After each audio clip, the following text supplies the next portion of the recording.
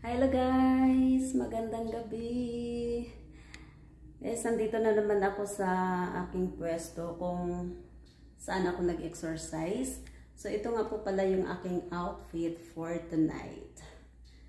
So, yun. Huwag nyo nang pansinin yung aking tiyan guys. Talagang malaki talaga yan. Hindi na yan lumiliit kahit ano pa yatang exercise kong gawin. But, I'm not lose hope. One day, magiging ano na rin, magiging flat na rin ito.